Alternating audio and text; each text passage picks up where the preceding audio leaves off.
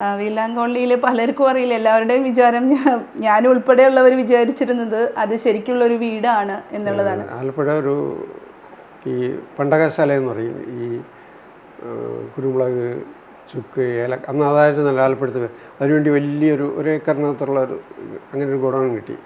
അതിനകത്ത് നമ്മൾ സെറ്റ് ചെയ്തതാണ്. ഓരോ വീടുകളും ഓരോ കാലഘട്ടത്തിനനുസരിച്ച് ഉണ്ടാക്കുകയാണ് ചെയ്തത്. പക്ഷേ ഉണ്ടാക്കി ഷൂട്ടിംഗ് കൂടെ തുടങ്ങി കഴിഞ്ഞാൽ ലാലാണല്ലോ, മോഹൻലാലാണല്ലോ പ്രധാനം. അപ്പോൾ മോഹൻലാലിനെ തേടി ഒരുപാട് പേര് വരും. ക്യാമറമാൻ, ഡയറക്ടർ, ഡേറ്റ് സെറ്റിന് വേണ്ടിയൊക്കെയാണ് വരുന്നത്. അവരാദ്യം അന്വേഷിക്കുന്നത് തന്നെയാണ്. അത്ര റിയൽ ഒരു മെയിൻ ഒരു വാതിലുണ്ട്, അത് തുറന്നു കഴിഞ്ഞാൽ വേറൊരു ലോകമാണ്. അനിയത്തി പ്രാവില് സാറിന്റെ മൈക്കിൾ ജാക്സനോടുള്ള സ്നേഹം അതിൽ കൊണ്ടുവരാൻ നോക്കി. അല്ല, അത് ഈ പറഞ്ഞ പോലെ ഞാൻ അന്ന് കേരളത്തിൽ അധികം സിനിമകളില്ല, എല്ലാം ചെന്നൈയിലാണല്ലോ. അപ്പോൾ ഞങ്ങൾ ഇവിടുന്ന് പോകുമ്പോൾ കുറേ സാധനങ്ങൾ ഇതേപോലെ അലഞ്ഞ് നടന്ന് എൻ്റെ 2 അസിസ്റ്റൻ്റുമാരുടെ കാറും കാണും, കിട്ടുന്നതൊക്കെ വാങ്ങും, കൊള്ളാവുന്നതൊക്കെ വാങ്ങി അങ്ങനെ കൊണ്ടുപോയി. മൈക്കിൾ ജാക്സൺ നമുക്ക് ഇഷ്ടമാണല്ലോ, ഇപ്പോഴും ഇഷ്ടമാണ്. ഇപ്പോഴുള്ള പാട്ടുണ്ടാകും നമ്മൾ ഇങ്ങനെ എഴുതും. അപ്പോൾ അതിനടുത്ത് ഇങ്ങനെ മയക്കം പിടിച്ചോണ്ട് നിൽക്കും അതിൻ്റെ ഇടയിൽ. അപ്പോൾ പുള്ളി ഇങ്ങനെ സൈഡ് മണി എന്ത് ചെയ്യാൻ, എന്ത് പറ്റി? അല്ല ആ ഫോട്ടോ, അപ്പോൾ പുള്ളിക്ക് ഞാൻ വെച്ച ഫോട്ടോ എന്നോട് ചോദിക്കാതെ മാറ്റാനുള്ളൊരു പ്രയാസം.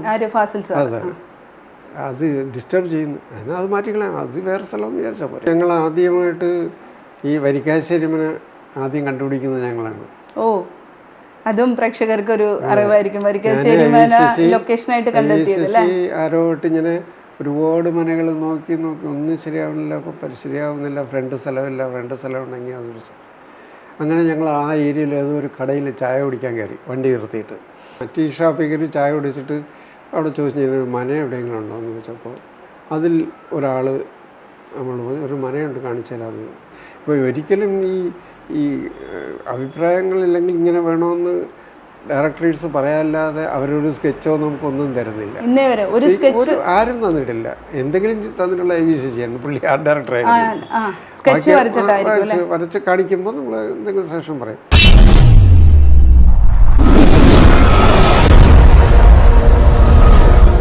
സാറിൻ്റെ അതുപോലെ തന്നെ എടുത്തു പറയേണ്ട, സാറിന് സംസ്ഥാന അവാർഡ് ലഭിച്ച വിയറ്റ്നാം കോളനിയിലെ. വീലാങ്കോള്ളിയിൽ പലർക്കും അറിയില്ല. എല്ലാവരുടെയും വിചാരം ഞാൻ ഉൾപ്പെടെയുള്ളവർ വിചാരിച്ചിരുന്നത് അത് ശരിക്കുള്ള ഒരു വീടാണ് എന്നുള്ളതാണ്. പക്ഷെ അത് സെറ്റ് ആലപ്പുഴയിൽ സാറ് തന്നെ സെറ്റ് ഇട്ടതാണ്. അതെ അതെ, ആലപ്പുഴ ഒരു ഈ പണ്ടകശാല എന്ന് പറയും. ഈ കുരുമുളക്, ചുക്ക്, ഏല അന്ന് അതായിരുന്നല്ലോ ആലപ്പുഴത്ത്. അതിനുവേണ്ടി വലിയൊരു ഏക്കറിനകത്തുള്ള അങ്ങനെ ഒരു ഗോഡൗൺ കിട്ടി. അതിനകത്ത് നമ്മൾ സെറ്റ് ചെയ്തതാണ്. ഓരോ വീടുകളും ഓരോ കാലഘട്ടത്തിനനുസരിച്ച് ഉണ്ടാക്കുകയാണ് ചെയ്തത്. പക്ഷേ ഉണ്ടാക്കി ഷൂട്ടിംഗ് കൂടെ തുടങ്ങി കഴിഞ്ഞാൽ ലാലാണല്ലോ, മോഹൻലാലാണല്ലോ പ്രധാനം. അപ്പോൾ മോഹൻലാലിനെ തേടി ഒരുപാട് പേര് വരും. ക്യാമറമാൻ, ഡയറക്ടർ, ഡേറ്റ് സെറ്റിന് വേണ്ടിയൊക്കെയാണ് വരുന്നത്. അവരാദ്യം അന്വേഷിക്കുന്നത് തന്നെയാണ്. അത്ര റിയൽ ഒരു മെയിൻ ഒരു വാതിലുണ്ട്, അത് തുറന്നു കഴിഞ്ഞാൽ വേറൊരു ലോകമാണ്. അതെങ്ങനെയോ ശരിയായതാണ്, അപാര കഴിവൊന്നുമല്ല. ഒപ്പം തന്നെ സിദ്ദിഖ് ലാലുമാരുടെ പ്രിയപ്പെട്ട ഒരു സുഹൃത്തെന്ന് മാത്രമല്ല, അവരുടെ പ്രിയപ്പെട്ട അവരുടെ എല്ലാ സിനിമയിലും സാറുണ്ട്. അതിപ്പോൾ പറഞ്ഞ റാംജിറാവ് ആയാലും, അതുപോലെ ഇൻഹരിയർ നഗർ ആയാലും, ഗോഡ് ഫാദർ ആണെങ്കിലും, ഗോഡ് ഫാദറും പറഞ്ഞ പോലെ മൺചിത്രന്റെ പറഞ്ഞ പോലെ തന്നെ ഇപ്പോഴും റാംജിറാവ് പോലെ തന്നെ, അല്ലെങ്കിൽ അതേപോലെ ഗോഡ് ഫാദർ വന്ന ഇപ്പോഴും ജനങ്ങൾക്ക് അത്ര ഇഷ്ടപ്പെട്ട ഒരു ഇതായിരുന്നു. അതും താരനിബിഡമായിരുന്നു എന്ന് തന്നെ പറയാം. ഒരുവിധം എല്ലാം NN പിള്ള സാറിനെ പോലെയുള്ളവർ. അപ്പോൾ അവർക്ക് കൂടി NN പിള്ള സാറിൻ്റെ അത്രയും അതിൽ നിറഞ്ഞു നിൽക്കുന്ന സാന്നിധ്യം. അപ്പം അങ്ങനത്തെ ഒരു സിനിമയിൽ ഈ ഗോഡ് ഫാദറിൻ്റെ എന്തൊക്കെ മറക്കാനാവാത്ത എന്തെങ്കിലും ഓർമ്മകളുണ്ടോ? ഗോഡ് ഫാദർ ഈ പറഞ്ഞതുപോലെ ഞങ്ങൾ കാലിക്കറ്റ് ഷൂട്ട് ചെയ്യാൻ തീരുമാനിക്കുന്നു. സിദ്ദിഖാണ്, ലാലുവാണെങ്കിൽ സിദ്ദിഖ് വളരെ അടുത്ത സുഹൃത്താണ്. വളരെ അത്രയും നല്ല ഒരു വ്യക്തി സിനിമയിലില്ല, ഇനിയും ഉണ്ടാവുന്നതല്ല. അത്ര സത്യസന്ധനും സിൻസിയറിറ്റിയും. രാത്രി ഉറങ്ങില്ല, കുറച്ചുകൊണ്ടിരിക്കും ഷൂട്ടിംഗ് നടക്കുമ്പോൾ. രാത്രി നല്ലൊരു കലാകാരനായിരുന്നു, അതുപോലെ മനുഷ്യ സ്നേഹിയായിരുന്നു. അപ്പോൾ ഞങ്ങൾ ഇങ്ങനെ കാലിക്കട്ടേക്ക് ഷിഫ്റ്റ് ചെയ്ത് അവിടെ ഷൂട്ട് ചെയ്യാറുണ്ട്. അവിടെ ഇങ്ങനെ വീടുകൾ നോക്കിയിട്ട് അവിടെയും ഇതുപോലെ സംഭവിച്ചിട്ടുണ്ട്. പിള്ള സാറിൻ്റെ വീടല്ല, അകത്തെ വീട്, അത് വേറൊരു വീടാണ്. ഇവിടെ മെഡിക്കൽ കോളേജിൽ, ട്രിവാൻഡ്രം മെഡിക്കൽ കോളേജിലെ പ്രിൻസിപ്പളായിരുന്ന മാധവൻ കുട്ടി എന്നൊരാളാണ്. പുള്ളിയുടെ വീടാണ്. വരാന്തയും കാര്യങ്ങളൊക്കെ. അകത്ത് സ്ഥലമില്ല ഈ വീട്ടിൽ. അങ്ങനെയാണ് അത് അവിടെ ഷൂട്ട് ചെയ്തത്. അതെല്ലാം ആക്ച്വലി മാക്സിമം ലൊക്കേഷൻസ് ആയിരുന്നില്ല ആ വീട്. അതൊരു സിദ്ദിഖിനോട് പലരും ചോദിക്കുന്നത് ഗോഡ് ഫാദർമാരി ഒരു പടം ചെയ്യാറുണ്ട്. അത് ഒരു പ്രാവശ്യമല്ലേ ചെയ്യാൻ പറ്റുള്ളൂ. അതുപോലെ ഒരു പടം പിന്നെ ചെയ്യാം. മണിച്ചിത്രത്താഴ് സിനിമ എന്ന് പറയാൻ പറ്റുമോ? പറ്റില്ലല്ലോ. അതൊരു അവരുടെ എല്ലാ സിനിമയിലും ഇൻഹരിയർ നഗർ ആയാലും അതെ, അതും മറ്റൊരു റാംജിറാവ് പോലെ തന്നെ ചെറുപ്പക്കാരുടെ മറ്റൊരു കഥ ഇൻഹരിയർ നഗർ. വളരെ അടുത്തടുത്ത് തന്നെയുള്ള വീട്, അവിടുന്ന് നോക്കി അത് അങ്ങനെ തന്നെയായിരുന്നു. ഏത് ഇൻഹരിയർ നഗറിൽ അടുത്തടുത്തുള്ള വീട്, ഗീതാ വിജയന്റെ വീടും ഇവരുടെ വീടും അടുത്തടുത്ത് തന്നെയായിരുന്നു. അങ്ങനെ തന്നെയായിരുന്നു. അതും അവിടെയും ഒരു വീടിൻ്റെ അകത്ത് വേറെ എവിടെ ഷൂട്ട് ചെയ്തിരുന്നു. അല്ല, അടുത്തടുത്ത് തന്നെ. ഇവിടെ FACTക്കാരുടെ ഒരു ഗസ്റ്റ് ഹൗസ് ഒന്നായിരുന്നു എൻ്റെ അടുത്തായിരുന്നു. അത് നല്ല സിനിമയായിരുന്നു. നല്ല ഫാമിലി കുടുംബ ബന്ധങ്ങളുടെ കഥ പറയുന്നൊരു സിനിമയായിരുന്നു. ഫാസിൽ സാറിന്റെ എൻ്റെ സൂര്യപുത്രിക്കായാലും പപ്പയുടെ സ്വന്തം അപ്പൂസ് എല്ലാത്തിലും സാറ് തന്നെയായിരുന്നു. അനിയത്തി പ്രാവ്. എൻ്റെ സൂര്യപുത്രിക്ക് എന്ന് പറയുന്നത് അക്കാലത്ത് ചെറുപ്പക്കാരുടെ പ്രത്യേകിച്ച് പെൺകുട്ടികളുടെ ഇടയിൽ വളരെയധികം ചലനം ഉണ്ടാക്കിയ ഒരു സിനിമ എന്ന് തന്നെ പറയായിരുന്നു. അമലയുടെ സാന്നിധ്യം എൻ്റെ സൂര്യപുത്രിക്ക്, ശ്രീവിദ്യാമ്മയുടെ സാന്നിധ്യം ഉണ്ടായിരുന്നു അതില്. അത് പറഞ്ഞ വ്യത്യസ്തമായ സബ്ജക്റ്റ് ആയിരുന്നില്ലേ, തേടി നടക്കുന്ന. അല്ല, അപ്പൊ അതിലും കുറെ ഇതുണ്ടല്ലോ. അത് കുറച്ചുകൂടി കളർഫുൾ ആക്കാൻ ശ്രമിച്ച ഒരു സിനിമ. കാരണം അപ്പൊ എന്തൊക്കെ നിർദ്ദേശമായിരുന്നു കിട്ടിയിരിക്കുന്നത് സാറിന്? അല്ല, അതിൽ നിർദ്ദേശം വെച്ചാൽ അതിലെ പാട്ടുകൾ പിക്ചറൈസ് ചെയ്യുന്നത് നല്ല സ്റ്റേജ് വൈസാണ്. സ്റ്റേജ് വൈസ് ഇവരുടെ കച്ചേരി നടക്കുന്നത് അതെ, അതൊക്കെ വളരെ ഡിഫറെൻ്റായ രീതിയിൽ ഓരോ സ്റ്റേജിലും പല നടത്തുന്ന സ്റ്റേജിലും ഓരോ രീതിയിൽ ചെയ്യുകയാണ് ചെയ്തത്. ഇവരുടെ പാട്ട് നടക്കുന്ന ഒരു ഗ്രൂപ്പ് സോങ് നടക്കുന്ന ഒരു സംഭവം അതിലാണ്, മാനത്തെ വെള്ളിത്തേരുന്ന ഒരു പാട്ട്. അതൊക്കെ ഒരു സെറ്റ് ഉണ്ടാക്കിയാണ്. ഫ്ലോർ ഉണ്ടാക്കിയത് ഒരു സ്റ്റാർ മാതിരി ഒരു ഫ്ലോർ ഉണ്ടാക്കിയിട്ട് അതിലാണ് ഡാൻസ്. ഒരു ഗ്രൂപ്പായിട്ട് അപ്പോഴത്തേക്കും വിനീത് ചാടി ഇറങ്ങി കൂടെ ഡാൻസ് ചെയ്യും. മാനത്തെ വെള്ളിത്തേര് രണ്ടും ഏതാണ്ട് ഒരേ സംഭവം. അത് ശോഭനയുടെ ശോഭന. അല്ല, ഇതില് അതുപോലെ ഞാൻ കേട്ടിട്ടുണ്ട് അനിയത്തി പ്രാവില് സാറിന്റെ മൈക്കിൾ ജാക്സനോടുള്ള സ്നേഹം അതില് കൊണ്ടുവരാൻ നോക്കി. അത് ഈ പറഞ്ഞ പോലെ ഞാൻ അന്ന് കേരളത്തിൽ അധികം സിനിമകളില്ല, എല്ലാം ചെന്നൈയിലാണല്ലോ. അപ്പോൾ ഞങ്ങൾ ഇവിടുന്ന് പോകുമ്പോൾ കുറേ സാധനങ്ങൾ ഇതേപോലെ അലഞ്ഞ് നടന്ന് എൻ്റെ 2 അസിസ്റ്റൻ്റുമാരൊരു കാറും കാണും, കിട്ടുന്നതൊക്കെ വാങ്ങും, കൊള്ളാവുന്നതൊക്കെ വാങ്ങി അങ്ങനെ കൊണ്ടുപോയി. മൈക്കിൾ ജാക്സൺ നമുക്ക് ഇഷ്ടമാണല്ലോ, ഇപ്പോഴും ഇഷ്ടമാണ്. ഇപ്പോഴുള്ള പാട്ടുണ്ടാകും നമ്മളിങ്ങനെ എഴുതും. അപ്പോൾ ഒരു പടം അത്രയേ ഉള്ളൂ, പടം ഞാൻ മൈക്ക് പിടിച്ച് പാടുന്നത്. അത് ഈ കുഞ്ചാക്കോ ബോബൻ്റെ മുറിയിലാണ്, മലയാളത്തിലാണത്. അതൊരിടത്ത് ഞാൻ വെച്ച് ഷൂട്ടിങ് നടന്നുകൊണ്ടിരിക്കും. ഷൂട്ടിങ് കഴിഞ്ഞിട്ട് ഒരു സീൻ പ്ലാൻ ചെയ്ത് അതിൽ തിലകേട്ടൻ വന്ന് അവരുടെ കുഞ്ചാക്കോ ബോബനോട് സംസാരിക്കും, നീ വന്നിരിക്കണം എന്ന് പറഞ്ഞ ഒരു സീന്. അപ്പോൾ അതിനടുത്ത് മയക്കം പിടിച്ചോണ്ടിരിക്കുന്നു അതിനിടയിൽ. അപ്പോൾ പുള്ളി ഇങ്ങനെ മണി എന്ത് പറ്റി? അല്ല, ആ ഫോട്ടോ അപ്പോൾ പുള്ളിക്ക് ഞാൻ വെച്ച ഫോട്ടോ എന്നോട് ചോദിക്കാതെ മാറ്റാനുള്ളൊരു പ്രയാസം.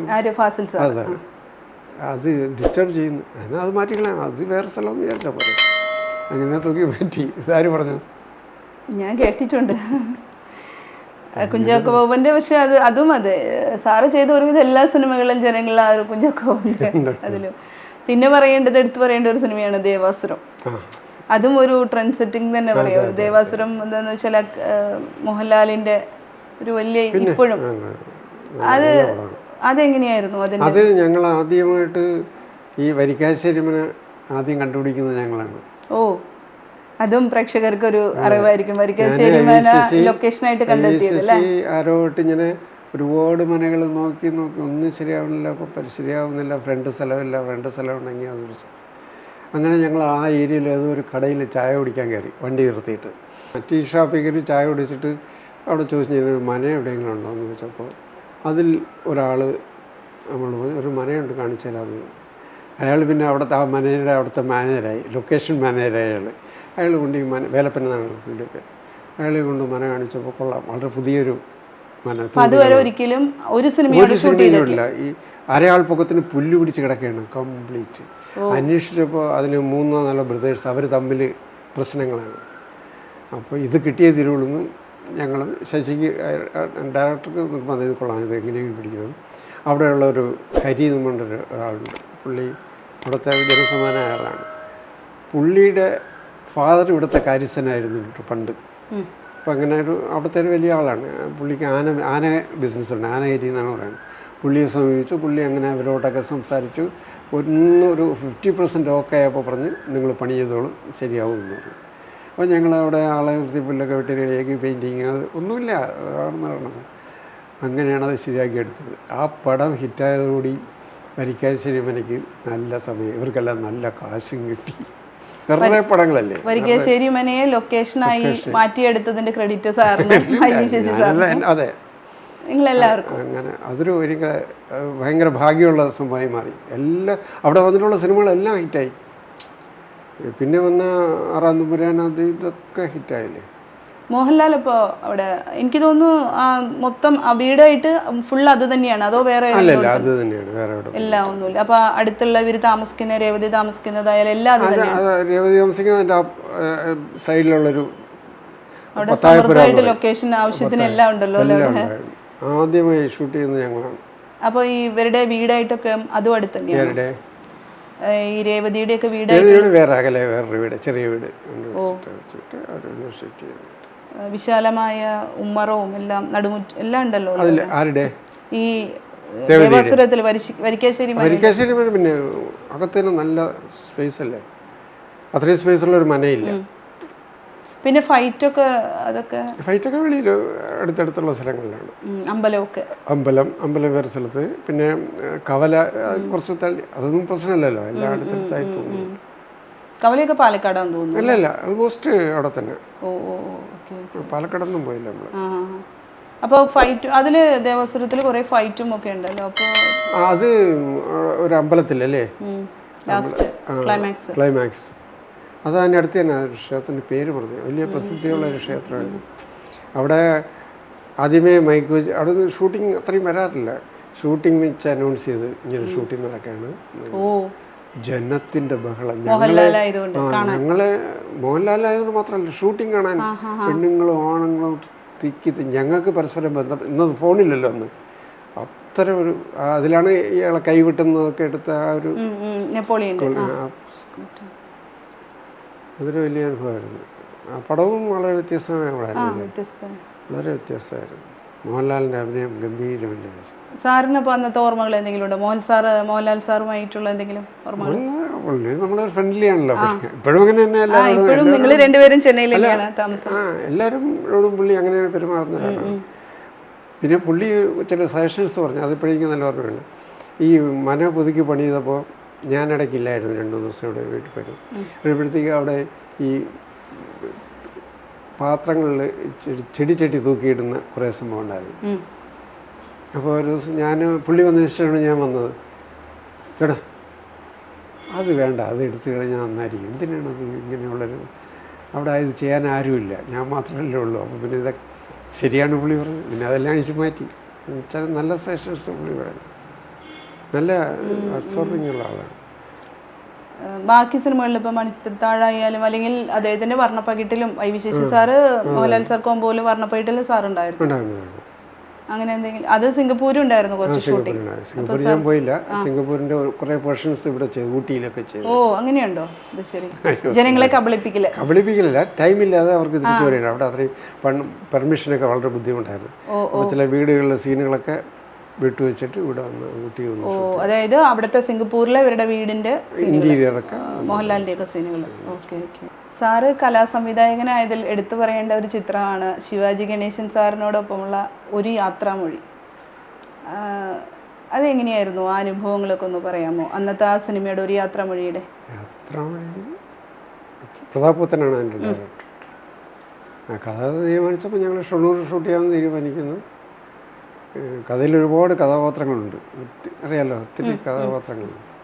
പക്ഷേ ലാലിനാണല്ലോ അതിൽ ഇമ്പോർട്ടൻ്റ് ആയിട്ടുള്ളത്. അങ്ങനെ ഈ നദിയുടെ തീരത്ത് ഇവർ ക്യാമ്പ് ചെയ്യുന്നൊരു സെറ്റൊക്കെ ഉണ്ടാക്കിയിട്ടുണ്ട്. പിന്നെ വേറെ അതിൽ പ്രത്യേകിച്ച് ഭാരതപ്പുഴയുടെ തീരത്തൊരു ചെറിയൊരു മണ്ഡപമാരി എന്തോ ഉണ്ടായിട്ടുണ്ട്. അവിടെ ഇവർ കണ്ടുമുട്ടുന്നതും കേട്ടിട്ടുണ്ട്. ശിവാജി ഗണേശനായിട്ടുള്ള നല്ല എക്സ്പീരിയൻസ് ആയിരുന്നു ആ പടം. അല്ല, ശിവാജി ഗണേശൻ സാറിന്റെ ഒരു സാന്നിധ്യം അതിൽ പ്രത്യേകം എടുത്ത് പറയേണ്ടതാണ്. ഒരു ജാടയില്ലാതെ വളരെ സിൻസിയറായിട്ട് പറഞ്ഞ സമയത്ത് വന്നിരിക്കും.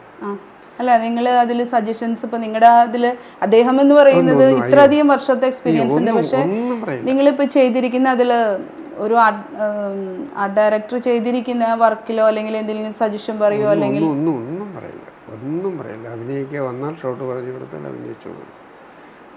നല്ലൊരാളാണ്. ഇത്രയും നമ്മളടുത്ത് നിൽക്കുമ്പോൾ നമ്മൾ എത്ര വർഷത്തിന് മുമ്പ് ആലോചിച്ചു പോകും പുള്ളിയുടെ പ്രസൻസ്. അതൊന്നും പുള്ളിയില്ല. ഈ ലാലിൻ്റെ വേറൊരു സ്വഭാവമാണ്. ലാലങ്ങനെയാണല്ലോ, അവരുടെ ഒരു കോംബോയും അതുകൊണ്ട് ഹിറ്റായിരുന്നു. പക്ഷെ അപ്പോഴും എടുത്തു പറയേണ്ട അവിടെ ഒരു നടൻ എന്നുള്ള രീതിയിൽ പേര് കേട്ട വ്യക്തിയാണ്, പ്രശസ്തനായ വ്യക്തിയാണ്. ഒപ്പം തന്നെ അദ്ദേഹം അവിചാരിതമായിട്ടാണ് നമ്മെ വിട്ടുപോയത്, പ്രതാപോത്തൻ സാറ്. പക്ഷെ എങ്കിലും അദ്ദേഹത്തിന്റെ ഈ ഒരു സംവിധാന മികവ് വളരെയധികം എടുത്തു പറയേണ്ടത് ഒരു യാത്ര മൊഴിയുണ്ട്. തീർച്ചയായിട്ടും. സാർ എന്തൊക്കെ സജഷൻ ആയിരുന്നു ഈ ഒരു സിനിമയെ കുറിച്ച് പറഞ്ഞപ്പോൾ സാറിനോട് പറഞ്ഞത്? ഈ ആർട്ട് ഡയറക്ടർ എന്നുള്ള രീതിയിൽ സാറിന് നൽകിയ നിർദ്ദേശങ്ങൾ എന്തൊക്കെയായിരുന്നു? നിർദ്ദേശം അങ്ങനെ പ്രത്യേകിച്ച് നിർദ്ദേശങ്ങൾ തരാറില്ല. അത് വേണം ഇത് വേണമെന്നൊക്കെ പറയും. പക്ഷേ നമ്മൾ വേറെ രീതിയിൽ ഇപ്പോൾ ഒരിക്കലും ഈ അഭിപ്രായങ്ങളില്ലെങ്കിൽ ഇങ്ങനെ വേണമെന്ന് ഡയറക്ടേഴ്സ് പറയാല്ലാതെ അവരൊരു സ്കെച്ചോ നമുക്കൊന്നും തരുന്നില്ല. ആരും തന്നിട്ടില്ല. എന്തെങ്കിലും തന്നിട്ടുള്ള ചെയ്യണം. പുള്ളി ആർട്ട് ഡയറക്ടറായിരുന്നു, വരച്ച് കാണിക്കുമ്പോൾ നമ്മൾ എന്തെങ്കിലും സെഷൻ പറയും. അല്ലാത്ത ഒരു ഡയറക്ടേഴ്സും നമ്മുടെ ഇങ്ങനെ ആയിരിക്കണം എന്ന് പറയല്ലാതെ ഒരു വ്യക്തത തരാൻ പറ്റില്ലല്ലോ അവർക്ക്. അവരുടെ ഞങ്ങൾ സ്കെച്ച് കാണിക്കേണ്ടത് സ്കെച്ച് കാണിക്കും, അതിന് സെഷൻ പറയും. വർക്ക് നടന്നുകൊണ്ടിരിക്കുമ്പോൾ വന്ന് നോക്കുമ്പോൾ സെഷൻസ് പറയും. ചില ഡയറക്ടേഴ്സ് തീർന്നതിന് ശേഷം മാത്രമേ വരുള്ളൂ. അങ്ങനെയൊക്കെ ഉണ്ട്. ഈ ഡയറക്ടർക്ക് പല ഡയറക്ടർമാർക്കും അവർക്ക് സിനിമയാണ് മനസ്സിനകത്ത്. ഇതെങ്ങനെ എടുക്കണം, ഇതാണ് പലരുടെയും പല ഡയറക്ടേഴ്സ്. മറ്റുള്ളത് നമ്മൾ പറയും എന്നാണെന്ന് പറയുമ്പോൾ അത് കൊള്ളാമോ കൊള്ളില്ല ഇല്ലെങ്കിൽ മാറ്റാമോ എന്ന് ചോദിക്കും. സ്വാഭാവികമായിട്ട് അങ്ങനെയാണ് നടക്കുന്നത്. പിന്നെ ചില ഈ ഫാസിലൊക്കെ ചില ഞുണുക്ക് വിലകൾ പറയും, എങ്ങനെ ചെയ്താൽ മതി, ഇങ്ങനെ ചെയ്യണമെന്ന് പറയും. പക്ഷെ അത് നമ്മളതിൽ നിന്ന് വേറെ രൂപം ഉണ്ടാക്കി ചെയ്യും. ഈ മണിച്ചത് താഴി തന്നെ ഈ മറിക്കുന്ന കേസൊക്കെ വളരെ ഒരു റിസ്ക് പിടിച്ചൊരു സംഭവമാണല്ലോ. അപ്പോൾ അതെങ്ങനെ ചെയ്യണം എന്നുള്ളതിന് പുള്ളി പറഞ്ഞതിന് നമ്മളൊരു രൂപം ഉണ്ടാക്കി അതുപോലെ ചെയ്യണം. സാറിൻ്റെ സുഹൃത്തുക്കളെ കുറിച്ച് പറയുകയാണെങ്കിൽ മലയാള സിനിമയിലെ പ്രശസ്തരായ എല്ലാവരും ഉണ്ട്. അതിൽ മുരളി സാറുണ്ട്, നടൻ മുരളി സാറുണ്ട്, അതുപോലെ തന്നെ സംവിധായകൻ ലെനിൻ രാജേന്ദ്രൻ സാറുണ്ട്, എം ഹരികുമാർ സാറുണ്ട്, പിന്നെ ശ്രീവരാഹം ബാലകൃഷ്ണൻ സാറുണ്ട്, അങ്ങനെ പലരും ഉണ്ട്, KG ജോർജ് സാറുണ്ട്. പക്ഷേ അവരുടെ ഒപ്പം ഹരികുമാർ സാറിനോട് ഒപ്പം അല്ലാതെ ആരോടും ഒപ്പം പ്രവർത്തിച്ച ആ ഒരു എന്തുകൊണ്ടായിരിക്കാം നിങ്ങൾ തമ്മിലുള്ള ആ ഒരു മാജിക് പ്രഷറിലേക്ക് എത്താഞ്ഞത്? ഞാൻ ആരുടെയും അസിസ്റ്റൻ്റായിട്ട് പോയിട്ടില്ല. ഞാൻ ഈ ചർച്ചകളിൽ കൂടി എൻ്റെ ഗുരുവും ഫ്രണ്ടും ഒക്കെ ആയ ശ്രീവരാം ബാലകൃഷ്ണൻ സാർ പറയണം, മണി ആർട്ട് ഡയറക്ഷൻ ചെയ്തുകൂടെ? ഞാൻ ഞെട്ടിപ്പോയി. കാരണം നമുക്കങ്ങനെ ചിന്തയില്ല. അങ്ങനെ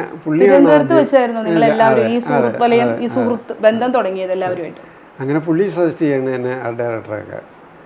അപ്പോൾ ഞാനും അറിയാതെ എൻ്റെ ഒരു സുഹൃത്തുണ്ട്, RK രാധാകൃഷ്ണൻ, വലിയ ആർട്ട് ഡയറക്ടറാണ്, 10-20 പടം ചെയ്തിട്ടുണ്ട്. പുള്ളി ഒരു ദിവസം എന്നോട് മണി തെന്നി വീഴുന്നതില്ല ആർട്ട് ഡയറക്ഷനിൽ. ശരിയാണ്, ഞാനങ്ങനെ പ്രിപ്പയറായി വന്നതല്ല, ചെന്നൈയിൽ പ്രിപ്പയർ ആവുന്നതല്ല, അവിടെയും പ്രിപ്പറേഷൻ ഇല്ല. പക്ഷേ ഇതൊന്ന് ചെയ്യാൻ പ്ലാൻ ഇട്ടപ്പോൾ ഞാൻ അതിനുവേണ്ടി ബുക്ക് വാങ്ങി റെഫർ ചെയ്യും. വീട്ടിൽ വഴക്കാണ്, പുസ്തകം കാരണം സ്ഥലമില്ല. ഞാൻ എല്ലാം എൻ്റെ അസിസ്റ്റന്റുമാർക്ക് കൊടുത്തുകൊണ്ടിരിക്കുകയാണ്, വയ്ക്കാൻ സ്ഥലമില്ല. പിന്നെ മാത്രമല്ല ഇപ്പോൾ പുസ്തകം ആവശ്യമില്ല, എല്ലാം ലാപ്ടോപ്പ് ഉണ്ടെങ്കിൽ ഈസിയല്ലേ, ആർക്കും ഡയറക്ഷൻ ചെയ്യാന്നുള്ള അവസ്ഥയാണ് ഇപ്പോൾ. ഇപ്പോൾ അങ്ങനെയാണ്. നമ്മളെ ഒരു ആർട്ട് ഡയറക്ടർ, നമ്മളെ നായകനൊക്കെ ചെയ്ത ഡയറക്ടർ തോട്ടാധരണി,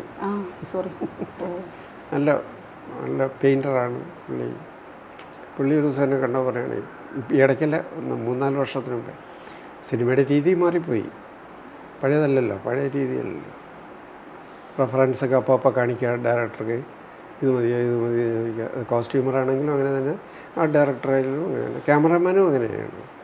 സാറ് തമിഴിലും ചെയ്തിട്ടുണ്ടെന്ന് തോന്നുന്നു. തമിഴിൽ ഇവരെയൊക്കെ പടങ്ങൾ ചെയ്തിട്ടുണ്ട്. ഫാസാറിൻ്റെ പടം ചെയ്തിട്ടുണ്ട്, സിദ്ദീഖിൻ്റെ പടം ചെയ്തിട്ടുണ്ട്. ബോഡിഗാർഡ് എടുത്തു പറയേണ്ടതാണ്, ബോഡിഗാർഡ് ചെയ്തിട്ടുണ്ട്, ക്രോണിക് ബാച്ചിലർ ചെയ്തിട്ടുണ്ട്. പിന്നെ വിജയകാന്തിൻ്റെ പ്രൊഡക്ഷനിൽ ഞാൻ 2-3 പടം ചെയ്തിട്ടുണ്ട്. പുള്ളി ഡയറക്റ്റ് ചെയ്ത പടം ഞാനാണ് ചെയ്തത്. പുള്ളി അവസാനം ഒരു പടം ഡയറക്റ്റ് ചെയ്തത്, എന്നിട്ട് പോയത് അത് ഞാനാണ് ചെയ്തത്. ക്രോണിക് ബാച്ചിലർ, അതേപോലെ ബാംഗ്ലൂർ നമ്പർ 1 സ്നേഹതീരം നോർത്ത് സത്യൻ സാറിനോടൊപ്പം, സത്യനന്ദിക്കൽ സാറിനോടൊപ്പം. അതെങ്ങനെയായിരുന്നു ആ ഒരു മമ്മൂട്ടി സാറിൻ്റെ ഒക്കെ ഒരു? അത് കുഴപ്പമില്ല. പക്ഷേ സത്യനൊരു പ്രത്യേക രീതിയാണ്, ആരോടും ദേഷ്യപ്പെടില്ല, വളരെ സിമ്പിളായ ഒരു മനുഷ്യനാണ്.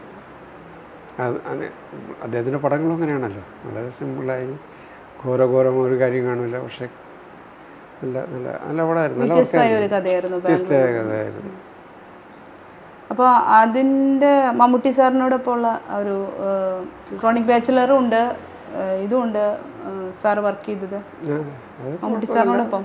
നല്ല നല്ല ബന്ധമായിരുന്നു. ആദ്യകാലത്തെ പടങ്ങളിലേ ഉണ്ട്. ഹരികുമാർ ഡയറക്റ്റ് ചെയ്തൊരു പടം തന്നെ, വിന്ധ്യൻ പ്രൊഡ്യൂസ് ചെയ്ത പടം. അതിൽ മമ്മൂട്ടിയുണ്ട്, ഗോപിയുണ്ട്, കൊടിയേറ്റം ഗോപിയുണ്ട്, വേണു നാഗവള്ളിയുണ്ട്, നെടുമുടി വേണുണ്ട്. ആ പടത്തിൽ മമ്മൂട്ടിയുണ്ട്. മമ്മൂട്ടിക്ക് ഒരു ചെറിയ വേഷം. കണ്ടിട്ടില്ലേ ആ സിനിമ? ഞാൻ തരാം. നല്ല സിനിമയാണ് കേട്ടോ. ഹരികുമാറിൻ്റെ നല്ല സിനിമ ഒന്നാണ് ആ പടം. കാരണം ഒരു ഇപ്പം അതിൽ പറയാൻ പാടുണ്ടോ, ഒരു വീട്ടിൽ കുറേ ചെറുപ്പക്കാർ പല ജോലികളും മുൻപ് താമസിക്കുന്നു. ഒരാൾ ബസ് കണ്ടക്ടറാണ്. അയാൾ ലാസ്റ്റ് ബസ്സിൽ ഇയാൾ ക്രോസ് ഇറങ്ങുമ്പോൾ ഒരു പെണ്ണ് ഒറ്റയ്ക്കിരിക്കും. ആ പെണ്ണ് വീട്ടിൽ കൊണ്ട് വരുന്നതാണ് സിനിമ. ബോഡി ഗാർഡിലേക്ക് വരികയാണെങ്കിൽ സാറ് സിദ്ദിഖ് തീർച്ചയായിട്ടും സാറിൻ്റെ സുഹൃത്തുക്കളാണ് സിദ്ദിഖ് ലാൽമാർ, അതിൽ സിദ്ദിഖും. പക്ഷേ പുതുതലമുറയിലേക്ക് വന്നു, അതായത് സാറിനെ സംബന്ധിച്ചാണെങ്കിൽ ഈ വർഷങ്ങൾ നീണ്ട ഒരു യാത്ര തുടരുകയാണ്. ഇപ്പോൾ ദിലീപൊക്കെ എന്ന് പറയുന്നത് കുറച്ച് കഴിഞ്ഞ് വന്നതാണ് സിനിമയിലേക്ക്, ദിലീപ് ആയാലും നയൻതാരയാണെങ്കിലും. അപ്പോൾ അവരെ നായകന്മാരാക്കിയിട്ടുള്ള അതിൻ്റെ ഒരു കലാ സംവിധാനം എന്തായിരുന്നു, വ്യത്യസ്തതയുണ്ട്? ദിലീപിൻ്റെ ഒരു പടം ഞാൻ ചെയ്തു, സുന്ദര കില്ലാടി എന്നൊരു പടം ചെയ്തു, കണ്ടിട്ടുണ്ട്. അതും കുറച്ച് ഫുൾ ഒരു സെറ്റാണ്, ഏരിയ ഒരു സെറ്റ് ഇട്ടാണ് ചെയ്തത്. മുഴുവൻ കിണർ കുഴിക്കുന്നതൊക്കെ കുറച്ചൊരു ഇതായിട്ടുള്ളതാണല്ലോ. കിണറൊക്കെ കുഴിക്കുന്നത് കിണർ മേലോട്ട് ഉണ്ടാക്കിയിട്ടാണ് ഷൂട്ട് ചെയ്തിരിക്കുന്നത്. അത് ഇവിടെ ചെയ്തു, പൊള്ളാച്ചിയിലൊരു സ്ഥലം കണ്ടുകൂടി ചെയ്തു. പക്ഷേ അതിൽ ശാലിനി നല്ല നല്ല പടമായിരുന്നു. കംപ്ലീറ്റ് സെറ്റായിരുന്നു. കിണറുണ്ടാക്കുകയാണ് ചെയ്തത്. കിണറിൻ്റെ അടിയിൽ വെള്ളം വരുന്നത് സെപ്പറേറ്റ് ഉണ്ടാക്കി, ഇവർ ട്രാവൽ ചെയ്ത് മേലെ കയറുന്നത് അതിനെ തന്നെ ഇത് ചെയ്തിട്ട് ക്യാമറ മൂവ് ചെയ്യുന്നതിൽ അങ്ങനെയൊക്കെ ചെയ്താണ് പടം. സാറ് ബോഡി ഗാർഡിനെ കുറിച്ചാണ് പറഞ്ഞുകൊണ്ടിരുന്നത്. ബോഡി ഗാർഡിൻ്റെ എങ്ങനെയായിരുന്നു അത്? Body guard Malayalam body guard ഇങ്ങനെ തീരുമാനിച്ച് എറണാകുളത്ത് നോക്കിയിട്ട് വീടുകൾ കിട്ടുന്നില്ല, വ്യത്യസ്തമായി കിട്ടുന്നില്ല. അപ്പോൾ അതിൻ്റെ ത്യാഗരാജൻ്റെ വീടായിട്ട്, ത്യാഗരാജൻ്റെ വീടായിട്ടല്ല, ഇവർ താമസിക്കുന്ന വീടായിട്ട്. ഇവര് കോളേജിലേക്ക് വന്ന് താമസിക്കുന്ന വീടായിട്ട്. ത്യാഗരാജൻ്റെ വീട് എവിടെയായിരുന്നു? അത് വരിക്കാശ്ശേരി മനയാണ്. ഓക്കെ. അപ്പോൾ അവിടെ കോളേജിൻ്റെ ഷൂട്ടിംഗ് നടന്നുകൊണ്ടിരിക്കുമ്പോൾ വീട് കണ്ടുപിടിക്കാമെന്ന് പറഞ്ഞ് ഞങ്ങളങ്ങനെ കറങ്ങി ഒരു വീട് കണ്ടുപിടിച്ചു. അപ്പോൾ ഇവർ മാത്രം താമസിക്കുന്ന ഒരു വീട് കിട്ടുന്നില്ല. അപ്പോൾ ഒരു വലിയ വീട് അതിൻ്റെ ഒരു പോർഷനിൽ അവർ താമസിക്കുന്ന മാതിരിയാക്കി മലയാളത്തിൽ അങ്ങനെയാണ് ഷൂട്ട് ചെയ്തത്. തമിഴിൽ അത് ആ ഒരു സെപ്പറേറ്റ് വീട് സെറ്റ് ഇട്ടു. തമിഴിനാവുമല്ലോ. തമിഴും സാർ തന്നെയായിരുന്നു? തമിഴ് ഞാൻ, ഹിന്ദി ഞാനില്ല, തമിഴ് സാർ തന്നെ. പിന്നെ അത് CMS കോളേജിലാണല്ലോ കോട്ടയം ഷൂട്ട് ചെയ്തു. അപ്പോൾ ആ വീട് കണ്ടുപിടിച്ച് അവിടെ തന്നെ അത് ഷൂട്ട് ചെയ്തു. വരിക്കാശ്ശേരി മനയിലാണ് ത്യാഗരാജൻ്റെ വീടായിട്ട്. അതിന് ഇമ്പോർട്ടൻസ് അകത്തളമായിരുന്നു ഇമ്പോർട്ടൻസ്. വെളിയിൽ ഇവർ ഇറങ്ങി വരുന്നു പോകുന്നതല്ലേ ഉള്ളൂ. വെളിയിൽ ഇമ്പോർട്ടൻസ്, അകത്ത് ഇയാൾ കിടക്കുന്നതും ഇവരൊന്ന് സംസാരിക്കുന്നതും ഇവർ യാത്ര അങ്ങനെ അതകത്ത് വെച്ച് അത് നല്ല മൂടായിരുന്നു. അത് നല്ല അതിൽ പിന്നെ തുടക്കത്തിലായാലും അവസാനത്തിലായാലും ഈ ട്രെയിനിലതുകളൊക്കെ ക്ലൈമാക്സിലായാലും തുടക്കവും ട്രെയിനൊക്കെ ഉണ്ടല്ലോ. ഉണ്ട്. അത് പാലക്കാട് എവിടെയാണ്.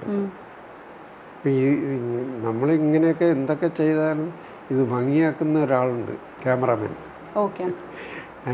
എന്തെങ്കിലും പെട്ടെന്ന് നമ്മളൊരു സെറ്റ് ഉണ്ടാക്കിയതാണ്, അവിടെ ഇങ്ങനെ പ്രശ്നമുണ്ടെന്നും നമ്മൾ നല്ല ക്യാമറമാൻ നമുക്ക് പരിചയമുള്ള ക്യാമറ വേണുവിൻ്റെയൊക്കെയാണെങ്കിൽ പറയും, വേണു അവിടെ കുറച്ച് പ്രശ്നമുണ്ട്, അത് സാരമില്ല മാറ്റിക്കളാം.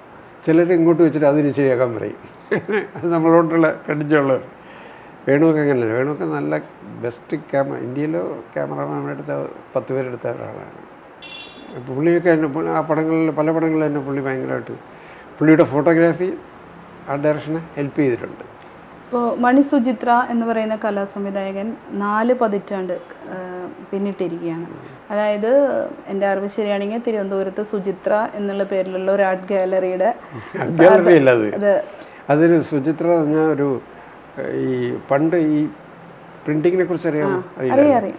പണ്ട് ഇപ്പോൾ നമുക്കൊരു പത്രത്തിൽ നിങ്ങളുടെ ഫോട്ടോ കൊടുക്കണമെങ്കിൽ അതിൻ്റെ ബ്ലോക്ക് ഉണ്ടാക്കണം, എൻഗ്രേവ് ചെയ്യണം, അതിന് പ്രോസസ്സുണ്ട്.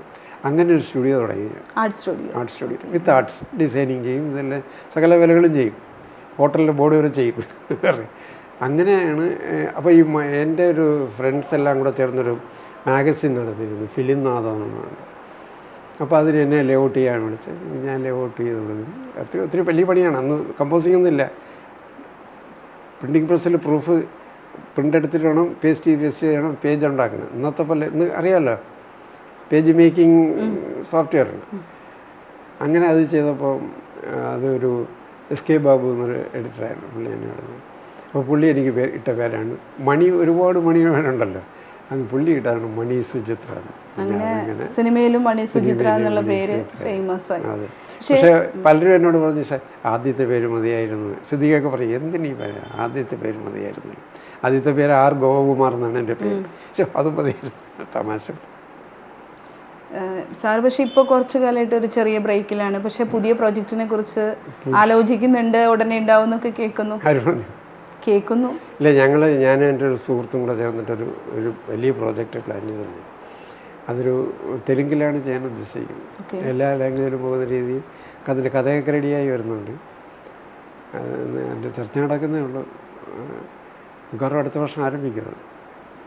കാരണം നമ്മളെന്തെങ്കിലും ചെയ്തതായിട്ട് തോന്നിട്ട് വേണ്ടേ. വലിയ പടമാണത്. അപ്പോൾ എനിക്ക് ബിഗ് ബഡ്ജറ്റ് പടമാണ്. മലയാളത്തിലുള്ള ആർട്ടിസ്റ്റ് ഉണ്ടാവും, തെലുങ്കിലുള്ള ആർട്ടിസ്റ്റ് ഉണ്ടാവും, എങ്കിലേ അത് എൻ്റെ ബിസിനസ് നടക്കും. ഇതാര് പറഞ്ഞത്? ന്യൂസ് ചുമ്മാടിച്ചായിരിക്കല്ലേ? ഒരിക്കലുമല്ല. സാറിനെ കുറിച്ച് തീർച്ചയായിട്ടും ഇൻ്റർവ്യൂ ചെയ്യുമ്പോൾ സാറിനെ കുറിച്ച് എല്ലാം ഇൻഫോർമേഷൻ കളക്ട് ചെയ്യലാണല്ലോ മാധ്യമപ്രവർത്തകൻ എന്നുള്ള രീതിയിൽ എൻ്റെ ജോലി. ഇല്ല, ഇത് രഹസ്യമായ സംഭവമാണ്. ഞാൻ എൻ്റെ സുഹൃത്തുക്കളുടെ പറഞ്ഞിരിക്കും. ഇല്ല, ഞാൻ കേട്ടിട്ടുണ്ട്. അങ്ങനെ ഐഡിയ ഉണ്ട്, നടക്കുമെന്ന് പറഞ്ഞോളൂ. തീർച്ചയായിട്ടും അതിന് എല്ലാ ഭാവുകങ്ങളും നേരും. ഫ്രണ്ട്സ് ഇതേപോലെ ഫ്രണ്ട്സിലൊരു വലിയ വീട് വേണം. അത് എറണാകുളത്തില്ല. അപ്പം ഞങ്ങൾ ജയറാമിൻ്റെ വീടായിട്ടാണോ? ജയറാമിൻ്റെ മീനയുടെ വീടായിട്ട്. മീനയുടെ. അപ്പോൾ ഞങ്ങളൊരു പടം, ഫാസിലിൻ്റെ ഒരു പടം ഈ പോണ്ടിച്ചേരിയിലുള്ള വീടായിട്ട് ചെന്നൈയിലൊരു വീട് ഷൂട്ട് ചെയ്തുകൊണ്ടിരിക്കുകയായിരുന്നു. അത് ഹരികൃഷ്ണൻസ് ഷൂട്ട് ചെയ്തുകൊണ്ടിരിക്കുകയാണ്. അപ്പോൾ അവിടെ സിദ്ദീഖ് വന്നു. സിദ്ദീഖിൻ്റെ ഇവിടെ ഈ വീട് കിട്ടുമോ? കിട്ടും, നമുക്കിതാക്കിയാലെന്ത്, കൊള്ളാം. അതിനിടയ്ക്ക് നമ്മൾ ഒരുപാട് യാത്രയൊക്കെ ചെയ്തു. ബാംഗ്ലൂരൊക്കെ പോയി, മൈസൂർ പോയി ആ വീടൊക്കെ നോക്കി, പാലസ് ഉണ്ടല്ലോ, അതൊക്കെ അതൊന്നും ശരിയായില്ല. അപ്പോൾ ഇതങ്ങനെ ഫിക്സ് ചെയ്തിട്ട് നമ്മൾ ഈ വീട് മാറ്റുകയാണ് ചെയ്തത്. അതിന് വേണ്ടിയുള്ള മാറ്റങ്ങൾ വരുത്തി ചെയ്തതാണ് ഫ്രണ്ട്സ്. അത് തന്നെ തമിഴിലും ആ വീട് തന്നെ ചെയ്തു. തെലുങ്കിൽ ഞങ്ങളല്ല, വേറെ അവരും ഇവിടെ വന്ന് ചെയ്തിരിക്കുന്നത് കേട്ടു. പിന്നെ പോണ്ടിച്ചേരി വീടായിട്ടാണ് അത് ഷൂട്ട് ചെയ്തത്. പോണ്ടിച്ചേരിയിൽ കുറേ പോർഷൻ ഷൂട്ട് ചെയ്തിട്ട് അവരിവിടെ വന്നിറങ്ങുന്ന വീട് ഈ വീടായിട്ട് ഷൂട്ട്.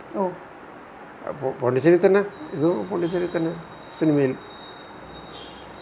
ഹരികൃഷ്ണൻസിലെ അതുപോലെ തന്നെ 2 മലയാളത്തിൽ ഇഷ്ടം പോലെ ഉണ്ടായിട്ടുണ്ട് അങ്ങനത്തെ സിനിമകളെങ്കിലും 2 നായക കഥാപാത്രങ്ങൾക്കും തുല്യ പ്രാധാന്യമുള്ള ഒരു സിനിമയായിരുന്നു. ഒപ്പം ജൂഹി ചൗള ഒരു ബോളിവുഡ് നടിയുടെ സാന്നിധ്യവും.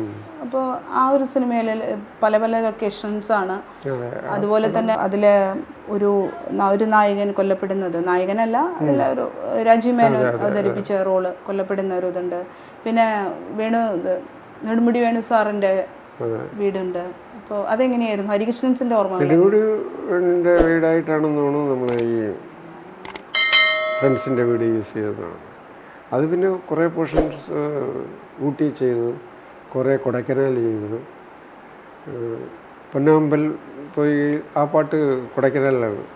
അധികം ആരും ഷൂട്ട് ചെയ്യാത്തൊരു സ്ഥലത്താണ് നമ്മൾ കണ്ടുപിടിച്ചത്. വളരെ 10-25 മൈൽ യാത്ര ചെയ്ത് സ്ഥലം കണ്ടുപിടിച്ചാണ് ഷൂട്ട് ചെയ്തത്. അത് ആരും കാണാൻ വന്നില്ല, ലൊക്കേഷൻ ആരും കാണാൻ വന്നില്ല. ഞങ്ങൾ പോയി കണ്ട് ഫിക്സ് ചെയ്തു, ഡയറക്ടർ വന്നു, ഓക്കെ ഷൂട്ട് ചെയ്തു. പിന്നെ അതും ഈ പറഞ്ഞതുപോലെ അവിടെ ഷൂട്ട് ചെയ്തു, ഊട്ടിയിൽ ഷൂട്ട് ചെയ്ത്, ഇവിടെ വന്ന് ഷൂട്ട് ചെയ്തു. ആ പാട്ടൊക്കെ കുഞ്ചാക്കോബൻ്റെ പാട്ടൊക്കെ എടുത്ത അവിടെയാണ്. സമയമിതപൂർവ്വ സായാഹ്നം. അതിൻ്റെ കുറേ പോർഷൻ ഫ്ലോറിലെടുത്ത് ഈ കാറ്റത്ത് വിളക്കുകൾ നിൽക്കാതായപ്പോൾ അതങ്ങനെ എടുത്തുകൊണ്ട് വെച്ച് അങ്ങനെ കുറച്ച് ചെയ്തിട്ടുണ്ട്. കലാസംവിധായകൻ മണി സുചിത്രയുമായുള്ള അഭിമുഖം നിങ്ങൾക്ക് ഇഷ്ടമായി എന്ന് വിശ്വസിക്കുന്നു. നിങ്ങൾ കാണാൻ ആഗ്രഹിച്ച മറ്റൊരു വീഡിയോയുമായി വീണ്ടും എത്താം. അതുവരേക്കും ബൈ.